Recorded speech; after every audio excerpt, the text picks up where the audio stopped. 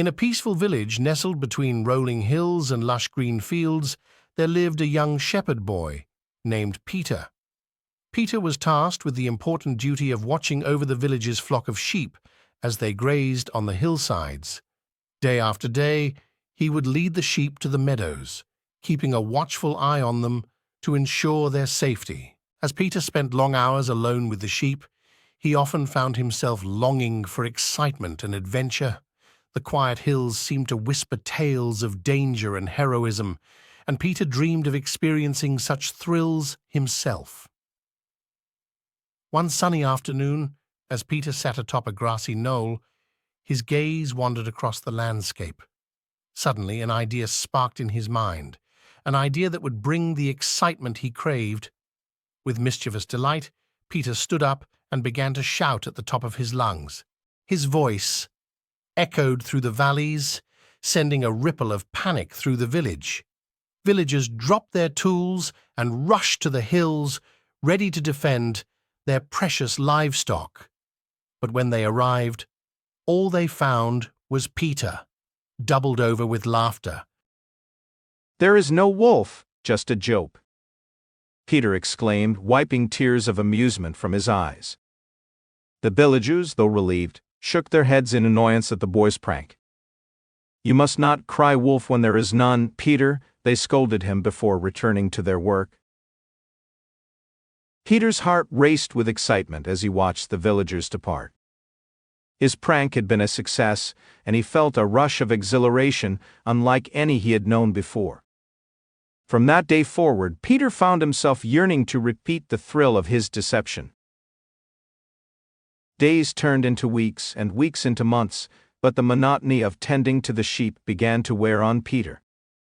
Each day he would lead the sheep to the hills and watch them graze, longing for a moment of excitement to break the monotony. And each day he resisted the temptation to cry wolf once more. But as the weeks stretched into months, Peter's resolve began to wane. The thrill of his first prank still lingered in his mind, and he found himself yearning to experience it once more. So, one fateful afternoon, with the sun high in the sky and the sheep scattered across the hills, Peter succumbed to temptation. "Help, help, a wolf is attacking the sheep," he cried, his voice trembling with excitement. Once again, the villagers dropped everything and rushed to the hills, their hearts pounding with fear for their flock. But when they arrived, they found no sign of a wolf, only Peter, doubled over with laughter once more. Fury burned in the villagers' eyes as they realized they had been deceived once again. "This is no laughing matter, Peter," they scolded him, their voices tinged with anger. "You cannot cry wolf to amuse yourself. You put the village and the sheep in danger with your lies." Shame washed over Peter as he watched the villagers return to the village, their trust in him shattered. He knew he had made a grave mistake, one that could not be undone. From that day forward, Peter vowed never to deceive the villagers again. Months passed, and Peter worked tirelessly to regain the trust of the villagers. He tended to the sheep with diligence and care, never once succumbing to the temptation to cry wolf. And slowly but surely, the villagers began to forgive him for his past transgressions.